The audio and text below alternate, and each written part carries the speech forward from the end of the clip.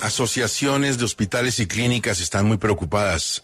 Una de ellas, pues obviamente la más importante, la Asociación Colombiana de Hospitales y Clínicas, y la preocupación tiene que ver con las deudas de las que tienen las IPS, las deudas las platas que no les pagan, que están embolatadas, que están demoradas y que eso pues se traduce en el funcionamiento de los hospitales, de las clínicas. Nos acompaña el señor director de la Asociación Colombiana de Hospitales y Clínicas, Juan Carlos Giraldo. Director, buenos días, ¿cómo vamos? Don Gustavo, muy buenos días para usted y toda la audiencia. Pues no les llega la plata y sigue sin llegarles. Hombre, sí, como usted lo ha reseñado muchas veces acá mismo, pues este es un problema crónico. Es un problema crónico, es un problema creciente que se ha enfrentado de diversas maneras, pero sin embargo se sigue presentando. Nosotros ayer publicamos el último estudio de cartera con corte a diciembre 31 de 2023 y la cifra es una cifra macroeconómica. A 221 instituciones hospitalarias del grupo reportante les adeudan 16.8 billones de pesos. La mitad, un poco más de la mitad de esa deuda es cartera vencida, es decir, es cartera morosa, un 54%. Cuando uno compara esto con el corte precedente, hay un incremento de 700.000 millones de pesos y la morosidad nuevamente vuelve a empeorar. Entonces, pues esto es una demostración, don Gustavo, que aquí se necesitan otras medidas, que se necesitan otras maneras de hacer las cosas para que el flujo de recursos sea adecuado hacia los prestadores de servicios de salud. No quiero culparlos porque esto tiene muchas connotaciones, pero ¿quiénes son los grandes morosos? Vea, lo bueno de este estudio es que da los nombres propios, es decir, no es una aproximación o una mirada así por encima, no, esto va con nombres propios. Vea, en el régimen contributivo la principal deudora es la nueva EPS, 3.1 billones de pesos con 45% de cartera vencida.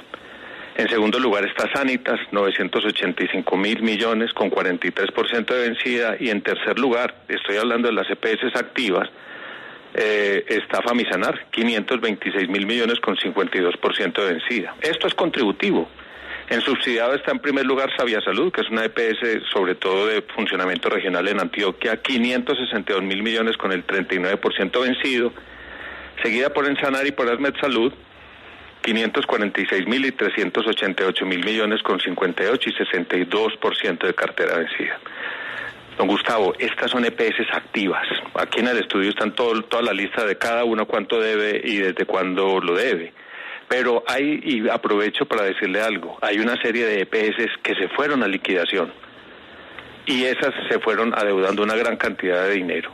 En este estudio solamente aparecen 2.7 billones de pesos en EPS liquidadas, que ese es un pendiente que tiene el sistema con nosotros. A ver, me preocupa una cosa, ¿cómo puede estar de primera la nueva EPS alrededor de la cual se construye todo el nuevo sistema de salud de Colombia y que va a recibir a tantos y tantos colombianos? Don Gustavo, pues hay varias respuestas, pero la más evidente es que esta es la EPS más grande. Mire, en esta sola EPS está más del 20% de la población colombiana afiliada. Tiene más de 11 millones de personas. Entonces, claro, esto es proporcional, la capacidad instalada que ellos tienen con la demanda de servicios que tienen por parte de sus afiliados y con la prestación correspondiente de servicios que se le hacen. Entonces, por eso aparece de primera, pero por eso uno no se debe sesgar solamente por el monto absoluto, sino por la morosidad. La morosidad es lo que empeora estas cuestiones. Si lo que la nueva EPS adeuda, los 3.1 billones que aparecen acá, fuera cartera corriente, es decir, joven, nueva, de 30 a 60 días, no habría problema. Sería un significado directo del volumen de prestación de servicios. Pero cuando estas morosidades ya están tan altas, usted empieza a tener serios problemas para la operación pues corriente del sector hospitalario. No se le olvide una cosa, nosotros como hospitales y clínicas tenemos un ciclo económico muy corto. El ciclo económico nuestro es quincenal. Cada quincena hay que pagarle al talento humano en salud. Cada mes hay que pagarle a los proveedores. Por eso, cualquier atraso en el dinero genera dificultades para nosotros, que tenemos que empezar a hacer maromas todos los gerentes para poder cumplir con esos dos compromisos gigantescos que permiten la siguiente atención. Parece que uno ya no sabe muy bien cómo hacer esta pregunta porque no fue posible que los actores del sistema se pusieran de acuerdo con el gobierno. Pero yo cuando oigo su explicación, pues parece muy claro que en efecto la plata que se le gira a las EPS no alcanza. ¿Para usted es igual de claro o hay algo que no estoy entendiendo?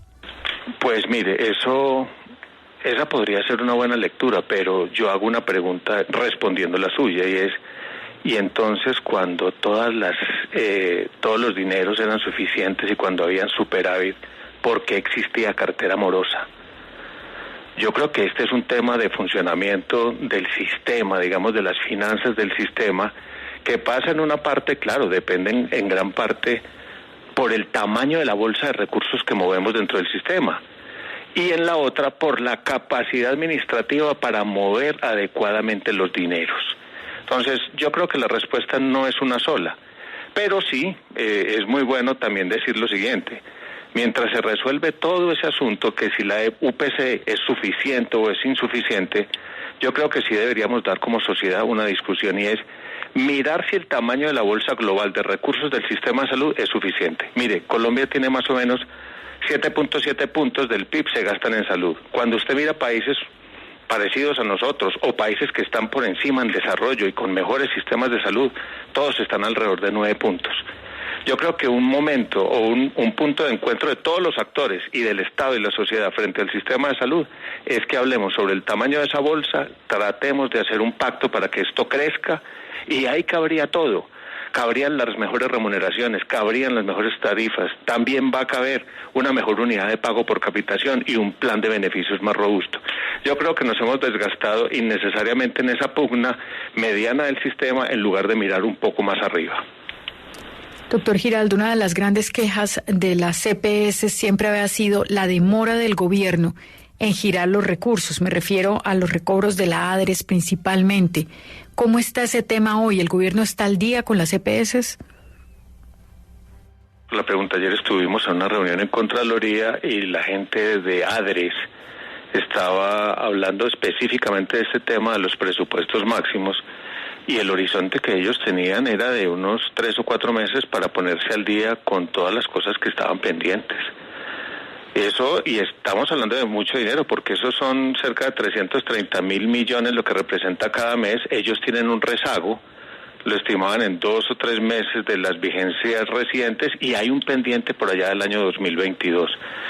Pero, a pesar de que yo mismo digo que es un dinero grande, son 330.000 mensuales o 350.000, no hay que, mire, compárelo por favor con el tamaño de, por ejemplo, de la deuda que yo estoy mostrando hoy, 16.8 billones. Y cuando usted mira las cuentas por cobrar de las IPS en los estados financieros reportados, ya no solamente de este grupo, sino de todo el conglomerado de IPS del país, reportado a la Super, usted puede hablar de cuentas por cobrar por encima de los 40 billones de pesos. Entonces ahí vuelve y juega una discusión, y es cómo una fracción puede enredar todo el movimiento global de los recursos. Yo creo que eso es parte de lo que se tiene que empezar a buscar la solución, y nosotros le hemos dicho desde el principio: ojo, los presupuestos máximos, este mecanismo era transitorio. Se tiene que evolucionar a tener una UPC un poco más grande para que quepa un plan de beneficios más robusto, donde todas estas cosas que están por fuera puedan estar incluidas. Creo que ese es uno de los temas de fondo, para que nos evitemos esta discusión de cada mes que si llegaron los presupuestos máximos o no. Eso representa presupuestos máximos entre 1 y 2% de todo el movimiento de los recursos mensuales del sistema. Bueno, pues ahí están las cifras, que no mienten, sobre las deudas enormes que no se les pagan, los dineros que no le llegan a los hospitales y las clínicas. Doctor Giraldo, muchísimas gracias, muy amable. Bueno, Gustavo, a usted y a toda su audiencia, gracias.